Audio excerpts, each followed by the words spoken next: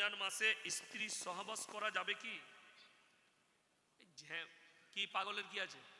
প্রশ্ন হতেই পারে, পাগলের কি আছে? রমজান মাসে স্ত্রী সহবাস করা যাবে কি, এই বিষয়ে ইসলামের বিধান কি? আমরা অনেকে মনে করি, বিশেষ করে আমাদের অনেক মা বোনেরা রমজান মাস এলে স্বামীকে বলে কাছে শোয়া যাবে না, দূরে শো। খেপি মৌলবি দিকে জিজ্ঞেস কর, আমরা তো বউকে জড়িয়ে ধরে শুই, অসুবিধা কি আছে? না না, শোয়াতে কোনো বাধা নেই। ইসলামী শরিয়া যেটা বলছে, আপনি সেহরি খাওয়ার পরে সিয়াম অবস্থায়, মানে রোজা আছেন, এই অবস্থায় স্ত্রী মিলন করা যাবে না। আপনার ইফতারি হয়ে গেল, রাত্রে তারাবি হয়ে গেল, সেহরির আগে পর্যন্ত স্ত্রী মিলামিশাতে কোনো রকমের বাধা শরীয়তে নাই।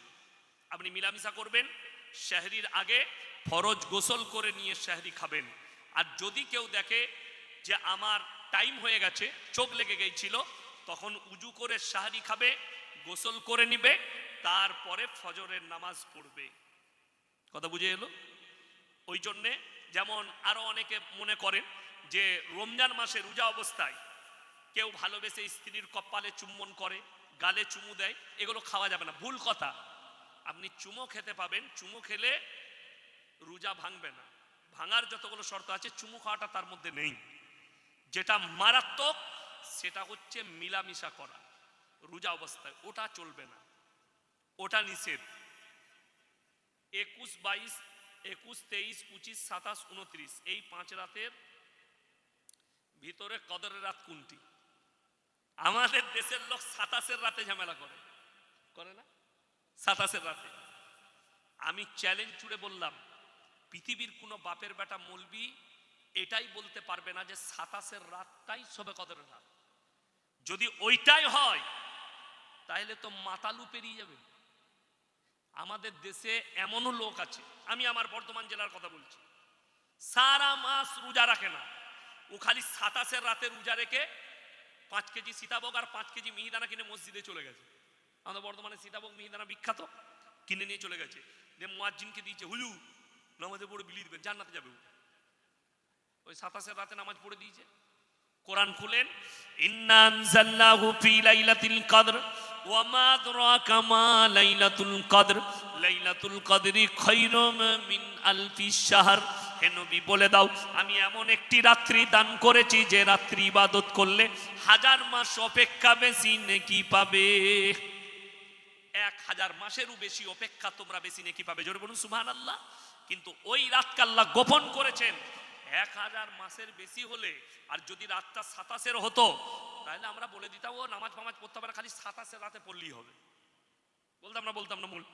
লুকানো বলি। বেশিরভাগ মুফাসসিরিনরা বলেছেন যে তোমরা বিজোর রাত্রিগুলো ইবাদত করো, খুঁজো। 21, 23, 25, 27, 29 এই 5টা রাত্রি ইবাদত করবেন সকলে। জোরে বলুন ইনশাআল্লাহ। 5টা রাত্রি 21, 23, 25, 27, 29 এই 5টা রাত্রি ইবাদত করেন, নামাজ পড়েন। নামাজ কেমন পড়বেন এইটা এখন বিষয়। আমাদের দেশের মায়েরা ও বলছে আমি 100 রাকাত নামাজ পড়ব। এই শবে বরাতের দিনে একজন মা ফোন করেছে, হুজুর শবে বরাতের রাতের গোসলটা কি? আমি বললাম তুই গিয়ে দীঘায় ডুব মেরে আয়।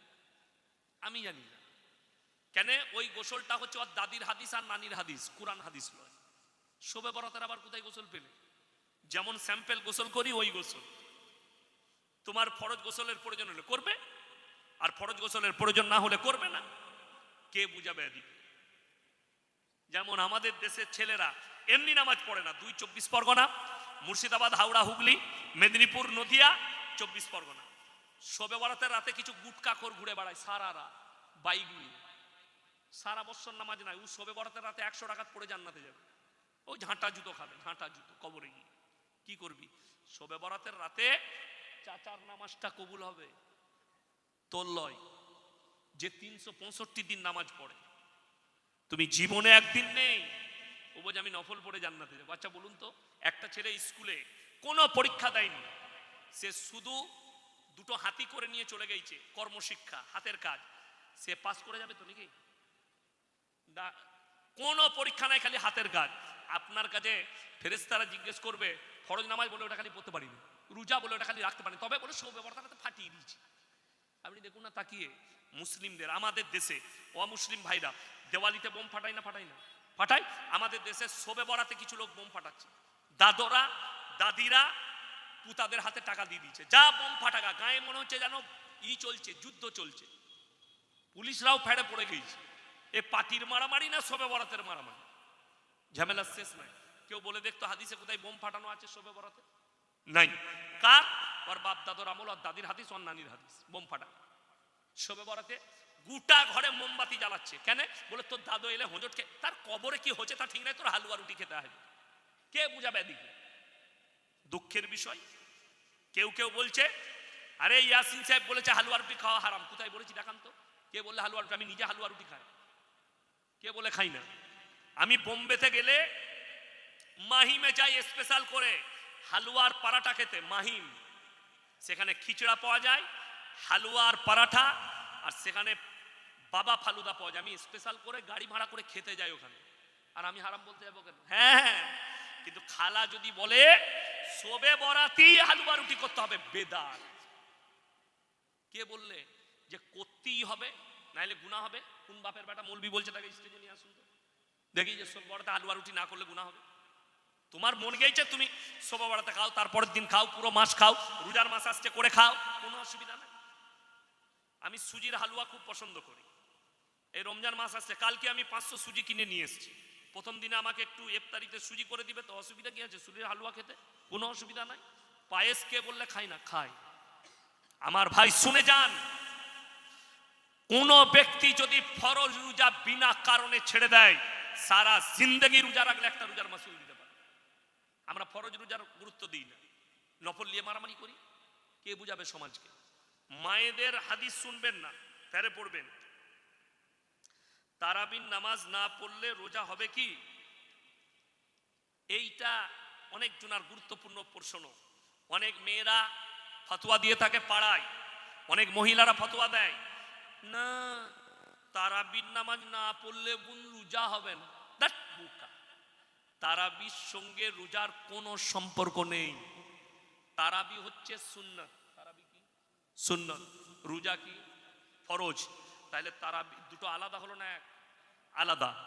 তারাবি পড়েননি, আপনি নেকি থেকে বঞ্চিত হয়ে গেলেন, গুনাহ হবে, কিন্তু রোজা হবে না, এই ফতোয়া ভুল। রোজা অবশ্যই রাখবেন। যেমন আপনাকে বলে দিই, আমরা সফরে থাকি, রমজান মাসে আদায় করি, বেশিরভাগ দিন আদায় যায়, পয়লা রমজান থেকে আদায় করব মাদ্রাসা।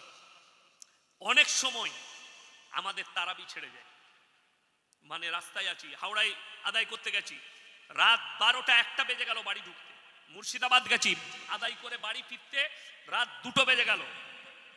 তখন দেখা গেল সেহরির ওয়াক্ত হয়ে গেছে। তাহাজ্জুদের নামাজ পড়ে সেহরি খেয়ে নিলাম, দিয়ে আমার রোজা হবে না? কে বলে রোজা হবে না? খালি একটা সুন্নত ছাড়া গেল, রোজার সাথে আর কোনো সম্পর্ক নেই। ওই জন্যে তারাবি পড়া সুন্নাত, তারাবি অবশ্যই পড়বেন। আর যদি কেউ কোনো মহিলা বলে তারাবি পড়তে পারিনি, তারাবি পড়তে পারিনি যার কারণে রোজা হবে না, এই ফতোয়া কোনো মা দিবেন না। আর বিশেষ করে মায়েদিকে বলছি, নিজে থেকে বানিয়ে কোনো ফতোয়া দিবেন না। আমি এক জায়গায় গিয়েছিলাম জলসায়, সেখানে একদল মহিলা তারা বাড়িতে বাড়িতে গিয়ে লোককে দিন শিক্ষা দিচ্ছে। তো সেই দলের একটা মেয়ে ফতোয়া দিয়েছে যে মহিলারা যদি নাইটি পরে থাকে কিংবা শাড়ি পরে, তার ভেতরে যদি বিরা চাড্ডি না পরে নামাজ হবে না। আমি বললাম এই ফতোয়া রং। নামাজ পড়ার জন্য যেটা শর্ত, খুব ভালো করে শুনবেন, নামাজের জন্য শর্ত মহিলাদের টাকনুর নিচে থেকে মাথা পর্যন্ত, হাতের কবজি পর্যন্ত ঢাকা। সেটা বস্তা দিয়েও ঢাকতে পারে। কি দিয়ে বললাম? বস্তা দিয়ে, কাপড় দিয়ে। নবীজির জামানাতে তো চাড্ডি বিরা ছিল না, তাহলে এই ফতোয়াটা কে দিল? তোমার বাপ। জুতো ঝাঁটা খাবে এইসব মহিলারা। তোমরা যারা দিন শিক্ষা দিচ্ছ দাও, ফতোয়াবাজি করতে যাবে না, না জেনে শুনে নিজে থেকে বানিয়ে কোনো কথা বলবে না। ওটা মৌলবীর কাছ থেকে ডিসকাস করে বলবে, আলেমদের কাছ থেকে। কোরআন শিক্ষা দিচ্ছে, একটা মেয়ে শিক্ষা দিবে, অসুবিধা নাই, কিন্তু মাথায় রাখবেন ফতোয়াবাজি করবেন না, মাসলা বলতে যাবেন না, আপনি বিপদে পড়বেন। ওই জন্য কোনো মহিলার অধিকার নাই সে যেন ফতোয়া না দেয়। আপনি একটা মেয়েকে কোরআন শিক্ষা দিতে পারেন, যদি আপনার বাড়িতে ছেলে থাকে একবার মসজিদে গিয়ে জিজ্ঞেস করে আসুন তো এই মাসলাটা, ইমাম বলে দিবেন, ইমাম সাহেবের স্বর্ণপন্ন হন, একদম নিজে থেকে বানিয়ে। আমরা তো ওই জন্য সমাজটা অর্ধেক ধ্বংস হয়ে গেল। কারা ধ্বংস করলে? মা খালারা। ফতোয়া দিয়ে হাদিসুন নিসাই সমাজ ধ্বংস হয়ে গেল। মুর্শিদাবাদে আমাকে প্রশ্ন দিয়েছে যে আমাবস্যার রাতে বিয়ে করা যাবে কিনা। আমরা মোটেই করি না, কালো ছেলে হবে করলে। কি বলবো? ফতোয়া তো দাদির, আমাদের তো নাই ফতোয়া। আমাদের তো যে রাতে করবে আল্লাহর কাছে সব রাতটাই সমান, আল্লাহর কাছে সব দিনটাই সমান। এই কিছু মেয়েদের ফতোয়া মুহররমের চাঁদে ছেলে মেয়েদের বিয়ে দিতে জানায়, বিয়ে দিতে নাই, এই কথাটাই হচ্ছে গুনার কথা, শরীয়ত বিরোধী কথা। ঈদের দিনেও বিয়ে দিতে পারবেন, কোনো অসুবিধা নাই। রোজার মাসেও বিয়ে দেওয়া যাবে, কিন্তু রোজার মাস একটা ইবাদতের মাস, সেখানে স্ত্রী মিলনের অসুবিধার কারণে এটা উলামারা নিষেধ করেছে, রোজার মাসে তোমরা বিয়ে দিও না। তা না হলে নিকাহ পড়ানো যাবে, কোনো অসুবিধা নাই। কে বললে যাবে না বিয়ে পড়ানো? ইবাদতের একটু কমির জন্য বলা হয় রমজান মাস বাদ দিয়ে নেবে, তা না হলে কোনো অসুবিধা নাই। ওই জন্য আল্লাহর কাছে সব দিনটা সমান। এই আমি আমার বর্ধমানে ভাতার থানায় এক জায়গায় গিয়েছিলাম, আমার এক বন্ধু বলল যে একটা মেয়ে দেখে দেন, যে আমাকে বললো আপনি থেকে দিনটা ঠিক করবেন। আমি সেদিনে রেগে গেছি, চা বিস্কুট চানাচুর দিয়েছে, ডিম সিদ্ধ নাই। আমি তো বুঝলি যে আমি ডিমটা নাই কেন, ওই যে মেয়েরা বলছে ডিম দিলে বিয়ে ভেঙে যাবে। আমরা এক্ষুনি লিয়াই, ওরাই তো সমাজটাকে অর্ধেক শেষ করলে। এরপর বলুন তো, আমি জিজ্ঞেস করতো তোর দাদিকে, ডিমের পাওয়ার বেশি না আল্লাহর পাওয়ার বেশি? ডিমটার সৃষ্টিকর্তা তো আল্লাহ, তাহলে ডিম কি করে বিয়ে ভাঙবে? এ তো কুসংস্কার। ডিম কি করে বিয়ে ভাঙতে পারে? বলবে রবিবার বাঁশ কাটতে নাই, কার ফতোয়া? অন্যানির।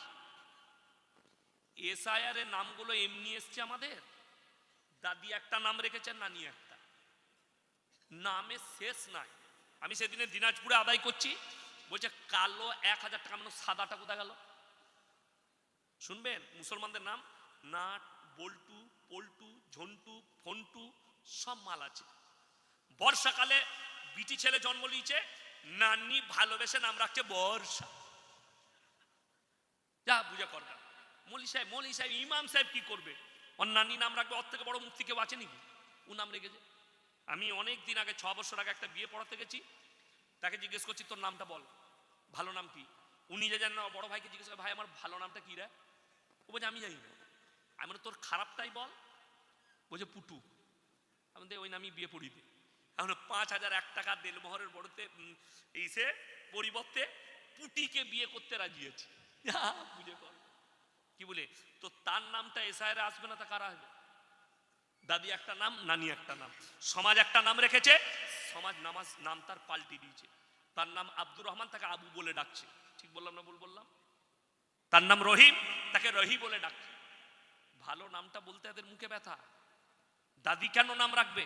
নানি কেন নাম রাখবে? ভালোবেসে দাদি নাম রাখছে ফুলটুসি। যা বুঝে করে দিয়ে নানি আর একটা নাম রেখে দিয়ে খুঁজে বেড়ার পর কোন নামটা দেবো স্কুলে, দিয়ে খুঁজে পাচ্ছে না। বড় কষ্ট এগুলো। আপনি কোনো অমুসলিম ভাইয়ের নামে এত প্যাঁচ পাবেন না, কিন্তু আপনার যতগুলো নাম আছে রাস্তাঘাটে আপনাকে চিনা মুশকিল, চিনা মুশকিল আপনাকে। ওই জন্য আমার বন্ধুগণ, শরীয়তটাকে শরীয়তের মতো মানেন। মন চাই জিন্দগির নাম ইসলাম নয়, রব চাই জিন্দগির নাম ইসলাম। কথাটা বুঝতে পারেননি? রব চাই জিন্দগির নাম ইসলাম, মন চাই জিন্দগির নাম ইসলাম নয়। আপনি যদি মনে করেন আমার মন মতো চলবো, আপনি ইসলামে থাকতে পারবেন। আর যারা মনে করছেন নামাজ, রোজা, কলমা, হজ, যাকাত এর মধ্যে ইসলাম, না, এর মধ্যে সীমিত নয়। পায়ের নখ থেকে মাথা পর্যন্ত পরিপূর্ণ জীবন ব্যবস্থার নাম হচ্ছে ইসলাম, যেটা গোটাটাই নবীজি সাল্লাল্লাহু আলাইহি সাল্লামের আদর্শ মোতাবিক হবে, কোরআন হাদিস মোতাবিক হবে চলাফেরাটা। আপনি জানেন একটা মুসলিম সে যদি পরিপূর্ণভাবে রসুলের আদর্শে আর কোরআন মোতাবিক চলে, আপনার কাছ থেকে পৃথিবীর কেউ কষ্ট পাবে না। নাম্বার 1 কোরআনে আছে। আমি বক্তব্য লাস্টের দিকে যাচ্ছি, আমার পরে আজিজুল ভাই আসবে, চলে এসছে তো? আজিজুল ভাই চলে এসছে, এখনই আসবে। আমার ভাই লাস্টের দিকে যাচ্ছি, কোরআনে আছে, যারা আমার হিন্দু মুসলিম দলিত আদিবাসী যারা আমার বক্তব্য শুনছেন সবাই শুনে যান, কোরআনে আছে কোন মানুষ যদি কোন মানুষকে অন্যায়ভাবে হত্যা করে সে যেন গোটা মানব জাতিকে হত্যা করে দিল। তাহলে বোঝা যাচ্ছে আল্লাহ কেউ কি হত্যা করার অনুমতি দেয়নি। নাম্বার 2, তোমরা কোন মানুষ যদি কোন মানুষের উপকার করে সে যেন গোটা মানব জাতির উপকার করলো। আমার ভাই আচ্ছা ঠিক আছে বলে দিচ্ছি। তো আমি অনেক দিন আগে আমি যখন জলসা করে যাই, আমার এলাকার হোটেলে দাঁড়িয়ে একটা হোটেলে চা খেতাম, একটা লোহারদের ছেলে, তার নাম হচ্ছে বাবু লোহার, সে আমাকে চা দিত। তাকে আমি একদিন জিজ্ঞেস করলাম ক টাকা বেতন পাও? বললে স্যার আমি 100 টাকা পাই। বলে মাত্র 100? কটা ডিউটি? বলে সন্ধ্যে 6টা থেকে সকাল 6টা। বলে এত কম বেতন? বলে আমার বাবা অসুস্থ, আমার মা অসুস্থ, আমার একটা বোনের বিয়ে দিতে হবে। আমরা কত দূর পড়াশোনা করেছো? বলে স্যার আমি বিএ পাস। আমি কষ্ট পেলাম, আমার থেকেও বেশি পড়াশোনা, তুমি আমার চা বোয়াচ্ছ। আমরা ভালো কাজ করবে? বলে স্যার কোথায়? আমরা মুম্বাই যাও, 15,000 টাকা বেতন পাবে, খালি সুতো কাটবে বসে ইজ্জতের সঙ্গে, খাওয়া দাওয়া ফ্রি। বলে স্যার আপনি পাঠিয়ে দেন। তাকে পাঠিয়েছে, আমার মনেও ছিল না, 4-5 বছর ছিল সেখানে কাজ করেছে, তার বোনের বিয়ে হয়ে গেছে। আমি এই কবে মুম্বাই গিয়েছিলাম জানুয়ারিতে, আমার কাছে ফোন এসছে ওই ছেলেটা, আমি তার গলা শুনে বুঝতে পেরেছি। আমি বলে রে বাবু বলছিস? হ্যাঁ স্যার আমি বলছি। কোথায় আছিস? বলে পুরুলিয়া ডিস্ট্রিক্টে একটা আশ্রমে কাজ করি স্যার। আমি বললাম আমাকে মনে আছে? বলছে স্যার আপনাকে মৃত্যুকাল পর্যন্ত ভুলতে পারবো না, আপনি যে আমার উপকার করেছেন। আমি বললাম ওর বদলা আমাকে আল্লাহ দিবে। আমি তার ধর্ম দেখিনি, তার জাত দেখিনি। কেন? আল্লাহ রসুলের হাদিস, তোমার বাড়ির পাশে কে বসবাস করছে দেখো না, সে হিন্দু হোক, সে দলিত হোক, সে আদিবাসী হোক, সে খ্রিস্টান হোক, ক্ষুধার্ত হলে খাবার দাও, বস্ত্রহীন হলে বস্ত্র দাও, বিপদে পড়লে পাশে দাও। দেখো না কোন জাতি। কলকাতায় ফেলেমিন হসপিটাল আছে, ফেলেমিন হসপিটাল। একবারই তপসিয়ায় আমার বন্ধু সেখানে একটা ফ্লোরে থাকে, মুমতাজ ভাই, রায়না থানায় বাড়ি, বর্ধমান। আমার বুদবুদে, আমার এলাকায় বুদবুদ থানায় একটা ভদ্র মহিলা তার নার্সিংহোমে কাজ করে, তার মেয়ের বিয়ে। আমাকে হঠাৎ রাত্রে ফোন করছে, স্যার ইয়াসিন ভাই ওর আমার এখানে কাজ করে, ওর মেয়ের বিয়ে বুদবুদে, তো আপনি একটু ওর মাংসের ব্যবস্থা করে দেন না, ওর এক আত্মীয় দেবো বলেছিল, এখন বলছে সে ফোনই তুলছে না। আমি বললাম কতটা মাংস লাগবে? 50 কিলো। আমি বললাম সকালে তার বাড়িতে পৌঁছে যাবে, নম্বর দিয়ে দেন। আমি জিজ্ঞেস করিনি তার ধর্মটা কি, জিজ্ঞেস করিনি তার জাতটা কি। এটাই আমার রসুল শিক্ষা দিয়েছে। রাস্তায় যদি কেউ কি বিপদে দেখো তার পাশে দাঁড়াও, তার ধর্ম নয়, সে যেই হোক তার পাশে দাঁড়িয়ে উদ্ধার করো, এইটাই তো ইসলাম। তাহলে যে ইসলাম, যে নবীজি বলে গেল যে ক্ষুধার্তকে খাবার দাও, বস্ত্রহীনকে বস্ত্র দাও, বিপদে পড়লে পাশে দাঁড়াও, তাহলে কোনো নেমো খারাম, কোনো অশিক্ষিত মূর্খ বলছে ইসলাম লোককে মার্ডার করতে বলেছে অন্য ধর্মের মানুষকে, আর তার কথা আপনারা মেনে নিচ্ছেন? তার বাপের হিম্মত হয়নি। আমাদের সাথে বসো। 100টা মৌলবি ইনভাইট করেছে, 100টা মৌলবি। আমি নিজে ইনভাইট করেছি যে আপনার থানায় আপনি বসতে চাইলে আপনি বসুন, আপনি প্রশাসনকে ঠিক করুন, থানায় বসবো। লোক আপনার বেশি থাকবে, আমার কম থাকবে। আমার 50টা ইউটিউবার থাকবে, তোমার 50টা চ্যানেলওয়ালা থাকবে। ডাইরেক্ট কথা হবে। তুমি বলেছো 27টা শয়তান মেলে কোরআন লিখেছে, আর আমি প্রমাণ করাবো যে না, এটা খুদ আল্লাহ তাআলা অবতীর্ণ করেছেন। এবং নবীজি সাল্লাল্লাহু আলাইহি সাল্লাম, তার কাছে ওহী আসতো, পাশে সাহাবীরা বসে লিখতেন। এটাকে যিনি একত্রিত করেছেন কোন শয়তানে নয়, তোমার মতো ইবলিসের বাচ্চা নয়, তোমার মতো হারামের আওলাদ নয়, তিনি হচ্ছেন হযরতে উসমান গনি রাদিয়াল্লাহু তাআলা আনহু। তিনি একত্রিত করেছেন সাহাবীদের কাছ থেকে নিয়ে। তাইলে বসো, উনি বসতে পারছেন না, জানি না কেন। তাহলে আমি বলেছি আপনি প্রমাণ দিয়ে দিলে আমি সনাতন ধর্ম কবুল করে নেব, আর না পারলে তোমাকে আমি যা খাওয়াবো সেটা তোমাকে খেতে হবে। এবার কি খাওয়াবো তুমি চিন্তা করো, ভুনা ভুনা খাইয়ে দেবো আমি, তুমি বুঝে নিবে। ওই জন্য কেউ কি গালি দিও না। আমি প্রায় জলসাই বলি, কারুর দেবদেবীকে গালি দিবেন না, কারুর ধর্মকে গালি দিবেন না। একজন হিন্দু ভাই যদি নবীকে গালি দেয় তার জন্য গোটা কমিউনিটি দায়ী নয়, গোটা হিন্দু জগৎ ভাইরা দায়ী নয়। ইসলাম এটা শিক্ষা দেয়নি। একজন অপরাধী হলে সবাই অপরাধী। আমাদের দেশে অনেক লোক আছে, এই নামাজ পড়তে যাও না, নামাজ পড়ে কি করব? মসজিদে গেলে মুসল্লিরা জুতো চুরি করে, এই নামাজিরা জুতো চোর। চোর নামাজি সেজে যায়। নামাজি কখনো মুসল্লি কখনো চোর হতে পারে না। অরিজিনাল যারা নামাজি তারা চোর নয়। অবাক হবেন, গেইছে ছিঁড়া জুতো পরে জুম্মার দিন, আর বেরিয়ে আসছে নতুন জুতো পরে। তুমি কি বললে পাড়ায় পাড়ায় কি হয়? মেয়েদের জিকির হয়। জিকিরটা করায় কে? হ্যাঁ, জিকির করায়।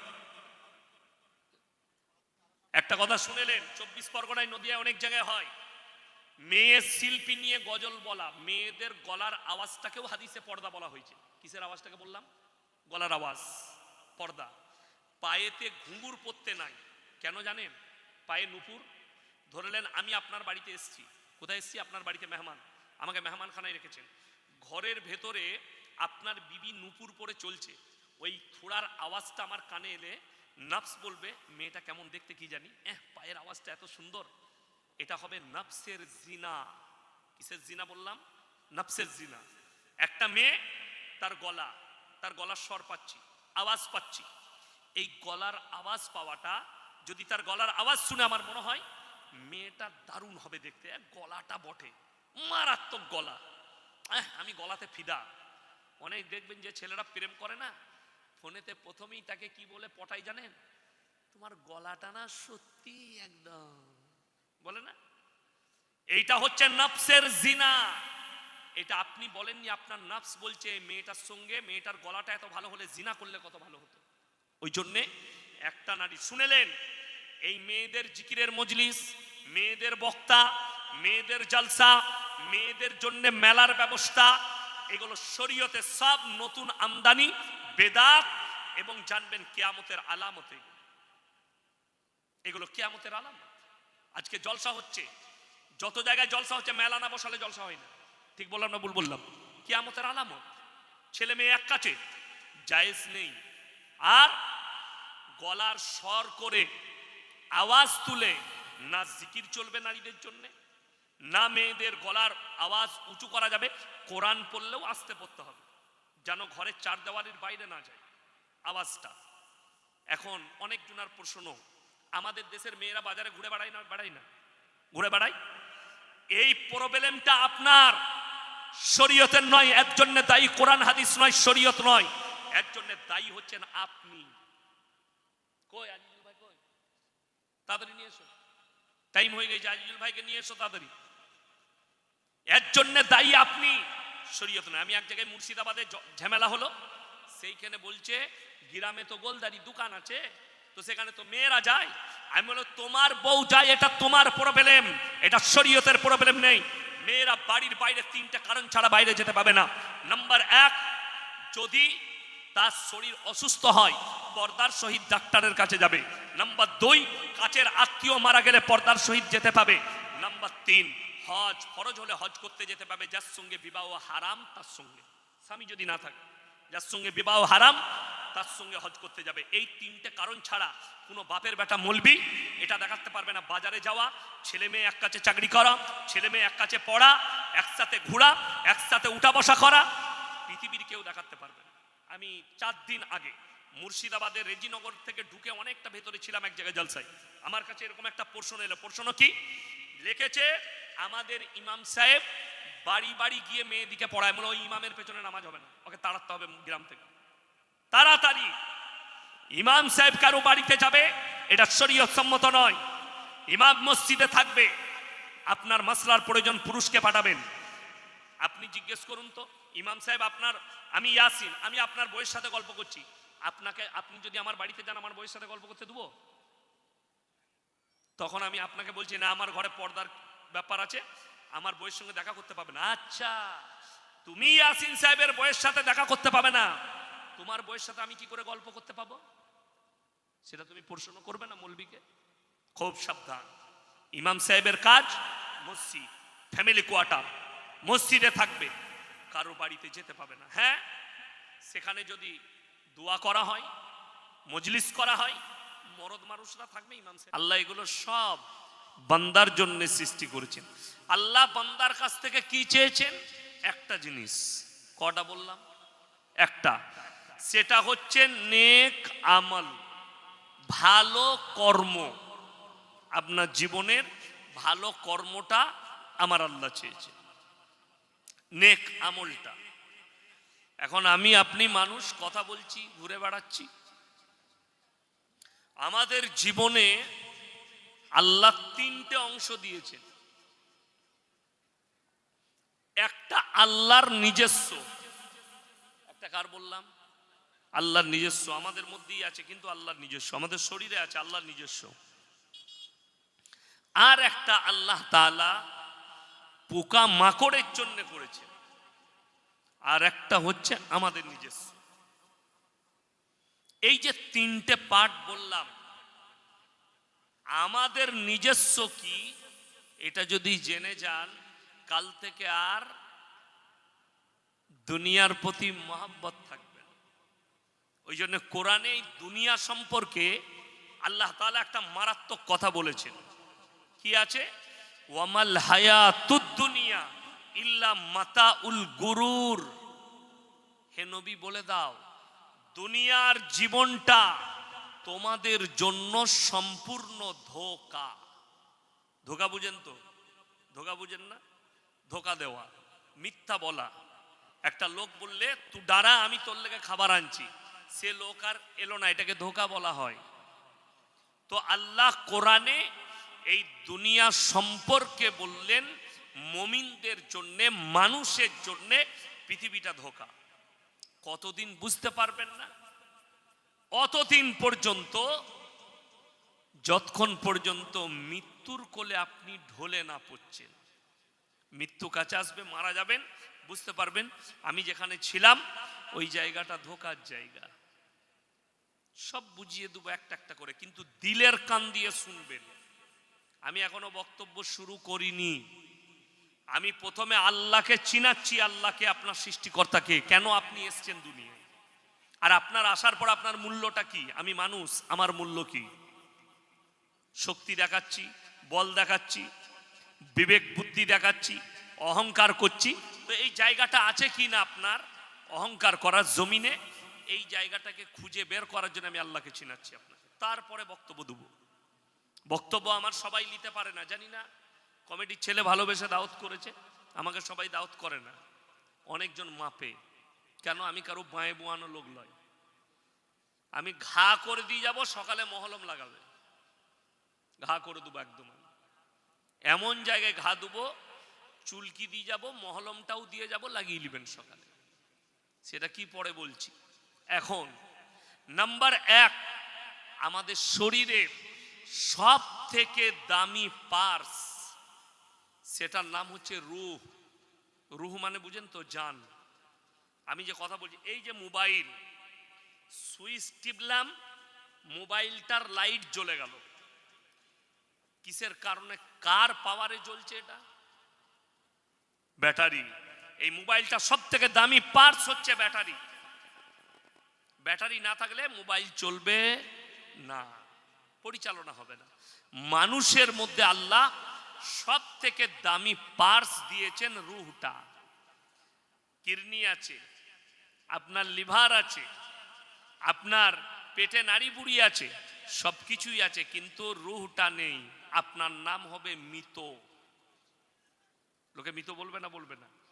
এখন যদি আমি কথা বলা বন্ধ করে দিই, মারা যাই, তো লোকে আমাকে বলবে মৃত। তার মানে আমার কাছ থেকে রূহ চলে গেল। এই যে রূহ, এই রূহ কার কবজায়? আল্লাহর কসম, আল্লাহর কবজায় আছে। এটা নদিয়া ডিস্ট্রিক্ট, তো শুধু নদিয়া নয়, গোটা পৃথিবীর যতগুলো ডাক্তার আছে, আল্লাহর কসম খেয়ে বলছি, সব ডাক্তারকে এক কাছে করুন। এত ডাক্তার কলকাতায় সকালে চলে গেলে পায়ের নখ থেকে মাথা পর্যন্ত প্রত্যেকটা পার্সের ডাক্তার পাবেন, আছে না নাই? প্রত্যেকটা পার্সের ডাক্তার। আপনি কলকাতায় গিয়ে জিজ্ঞেস করুন তো, স্যার আপনারা এত রোগী পাচ্ছেন, একবার বলতে পারবেন মানুষের মধ্যে আল্লাহ রূহটা কোথায় রেখেছে? কোন ডাক্তার বলেছে আজ পর্যন্ত? কথা বলেন। একটা খালি সূত্র দিয়ে দিচ্ছি আপনাদেরকে, দেখবেন। আপনি আপনার মাকে নিয়ে যান, বাবাকে নিয়ে যান, ডাক্তারখানায় নিয়ে গেলেন, অপারেশন করলেন, সুস্থ হয়ে গেল। ডাক্তার বাবুকে বললেন, স্যার হ্যাঁ আপনি অপারেশন করলেন, আমার মা একদম ফিট। কি বলে জানেন বুক ফুলিয়ে, এমনি নাকি সার্টিফিকেটে দেখতে পাও না, লন্ডন থেকে পড়াশোনা করেছি। কি বলে লন্ডন থেকে, খালি সার্টিফিকেট দেখায় ডাক্তারগুলো। আর অপারেশন করতে গিয়ে মরে গেলি আল্লাহর দোষ। কথাটা বুঝতে পারেননি? ভালো হলে সার্টিফিকেট, কচু খেয়ে পড়াশোনা করেছি, এমনি নাকি লন্ডন জাপান জার্মান থেকে পড়াশোনা করেছি। আর মরে গেলি আল্লাহর দিকে হাত, কি করবে ওপরওয়ালার ইচ্ছা। আল্লাহ বলে কত বড় নেমো খারাপ। ভালো হলে বলছে আমার সার্টিফিকেট আছে, পড়াশোনা করেছি, আর মারা গেলি আমার দিকে ইশারা করছে। কেন? ও জানে যে উপরওয়ালাকে না দেখালি আমাকে পিটাবে। কথাটা বুঝতে পেরেছেন না পারেন? তার মানে এটা হচ্ছে মানুষের একটা নেমো খারাপ। গোটা পৃথিবীর ডাক্তারকে আল্লাহর কসম কিয়ামতের সকাল পর্যন্ত চ্যালেঞ্জ রইল। এখানে যদি আপনার এলাকায় কোনো ডাক্তার বাবু থাকেন, বাপের বেটা থাকে, তাকে বলুন কিয়ামতের সকাল পর্যন্ত, দুনিয়া যতদিন চলবে ততদিন পর্যন্ত চ্যালেঞ্জ রইল। তুমি যতদিন দুনিয়াতে বেঁচে আছো চ্যালেঞ্জ রইল। খালি বলে দাও মানুষের মধ্যে রুহটা কোথায় রাখা আছে। মানুষ মারা যায়, তার প্রাণটা কোথায় বলতে পারেনি, কিয়ামতের সকাল পর্যন্ত পারবে না। আল্লাহর হাবিব জানাবে মুহাম্মাদুর রাসূলুল্লাহ, সকলে বলুন সাল্লাল্লাহু আলাইহি সাল্লাম, আল্লাহকে প্রশ্ন করলেন। কি প্রশ্ন? কোরআনে আছে, ওয়ায়াসালুনাকা আনির রূহ। ওগো আল্লাহ, রূহটা কি? আমার আল্লাহ নিজে উত্তর দিলেন, কুলির রূহ মিন আমরি।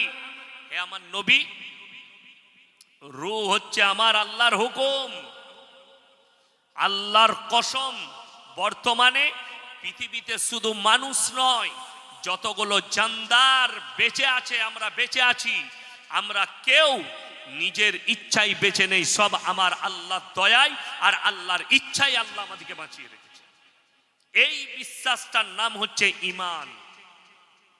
পৃথিবীর কেউ একটা সেকেন্ড নিজের ইচ্ছায় বাঁচার ক্ষমতা রাখে না, সব আমার আল্লাহর ইচ্ছায়।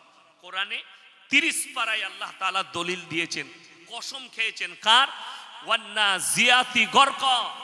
গরক শব্দের অর্থ হচ্ছে ডুব মারা। হাঁস পুকুরে খেলা করতে করতে ডুব মারে না? ডুব মারে হাঁস। মানুষ, আমাদের বাচ্চারা, আমরা পুকুরে ঝাঁপ দিই, নদীতে ঝাঁপ দিই, আমরা ডুব মারি। কোরআন এই শব্দ ব্যবহার করেছেন। আমি কসম খাচ্ছি, আমার ওই ফেরেশতার আমার হুকুমে দ্রুত গতিতে তোমাদের শরীরে ডুব মেরে তোমাদের আত্মাকে হরণ করে নিয়ে আসে আমার হুকুমে। তাহলে বোঝা গেল এই যে শরীর, এর মধ্যে ম্যান পার্টসটা আল্লাহর হাতে, আপনার আমার হাতে নয়। যখন ইচ্ছা যাইবে আল্লাহ ডেকে নিবেন। নাম্বার 2, এই যে শরীরটা আল্লাহ দিয়েছেন, এটা আল্লাহ কার জন্য তৈরি করেছেন? মরে যাওয়ার পরে আমাদেরকে কবরে দেওয়া হয় না, হয় না? খায় কে? পোকামাকড়। তার মানে বোঝা গেল শরীরটা আল্লাহ পোকামাকড়ের জন্য করেছেন। আমাদের দেশে অমুসলিম ভাইরা পুড়িয়ে দেয়, ছাই হয়ে গেল, তারপরেও যেগুলো থাকে পোকামাকড়ে খেয়ে নেয়। তাহলে আপনার রূহটা আল্লাহর হাতে, শরীরটা আল্লাহ পোকামাকড়ের, তাহলে আপনার আমার রইল কি? টাকা, সম্পদ, বল, দল? না, আপনার আমার যেটা আল্লাহর কাছে প্রয়োজনীয় জিনিস, মূল্যবান, সেটার নাম হচ্ছে নেক আমাল, ভালো কর্ম।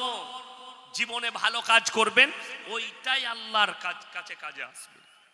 আল্লাহ মানুষের মাল দেখবেন না, দৌলত দেখবেন না, কে কত বড় পীর, কে কত বড় মৌলবি, কে কত বড় ডাক্তার, কে কত বড় মাস্টার, কে কত বড় নেতা, আমার আল্লাহ দেখবেন না। আমার আল্লাহ খালি দেখবেন কার আমলটা কতটা ভালো।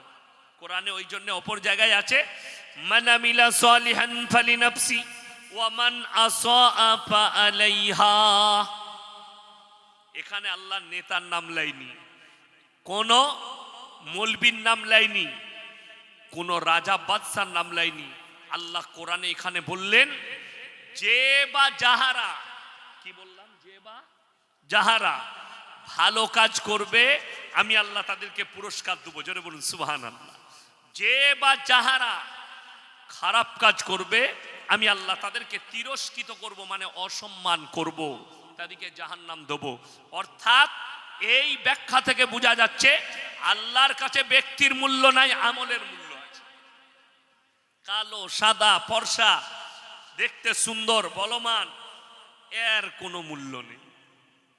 ওই জন্য সবাই নেক আমল করব, বলুন ইনশাআল্লাহ। এখন আপনার আমার মনে মনে হচ্ছে পৃথিবীর মানুষ কেমন? বহুজন নিজেকে শক্তিশালী বলছে, পাওয়ারফুল বলছে, তাহলে মানুষের শক্তি কেমন? আল্লাহ কোরআনে এটাও বলে দিয়েছে মানুষের সম্পর্কে, ইন্নাল ইনসানা খুলিকা হালুয়া, আমি মানুষকে অসহায় আর দুর্বল করেছি। পৃথিবীর একটা মানুষও আমার কাছে সবল নয়, দুর্বল।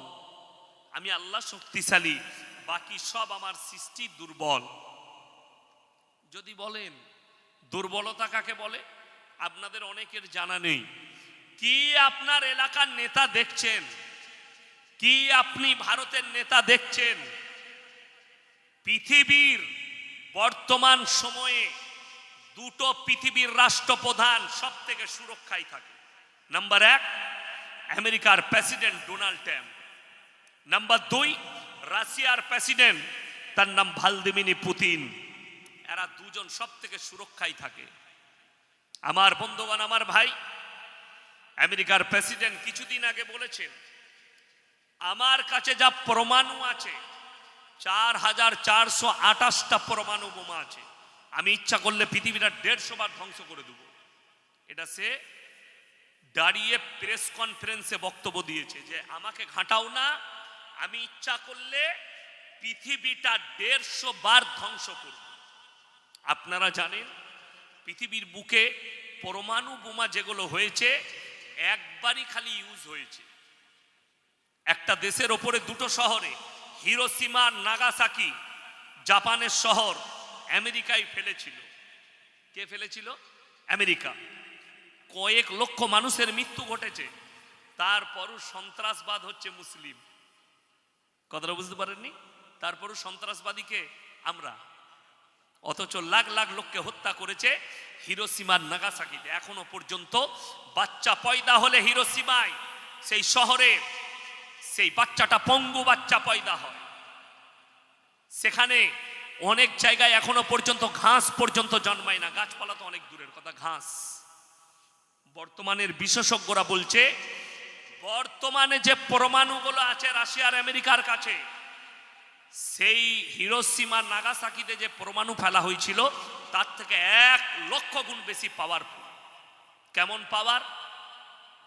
একজন বৈজ্ঞানিক দেখাচ্ছিলেন, এটা হচ্ছে জলের বোতল, এর ভেতরে পানিটা যেমন তরল পদার্থ, ঢেলে দিলে গড়িয়ে যায়। যদি কলকাতার মতো টাউনে এখনকার বর্তমানের পরমাণু মারা হয়, গাছপালা, বিল্ডিং, বালাখানা, মানুষ যা আছে সব তরল পদার্থ হয়ে যাবে, গলে শেষ হয়ে যাবে। এত পাওয়ারফুল। এখন আমেরিকা বলছে আমার কাছে এত পাওয়ার আছে। আমেরিকার প্রেসিডেন্ট যে গাড়ি চাই চাপে, সাধারণ গাড়ি নয়, 1000 কোটি টাকারও বেশি দাম গাড়িটা। সে বলছে আমি পাওয়ারফুল নেতা পৃথিবীর, আমি খালি আল্লাহর পাওয়ারটা আপনাদেরকে বলে দিই, তাইলে বুঝতে পারবেন মাল পাওয়ারওয়ালা না আমার আল্লাহর কাছে দুর্বল। সে বলছে আমি শক্তিশালী পৃথিবীর, আমার উপরে কেউ কথা বলতে পারবে না, আমি যা বলবো তাই হবে। এই যারা ভাবছে, এটা যারা মনে করছে, তাদের জন্য এটা শোনা দরকার।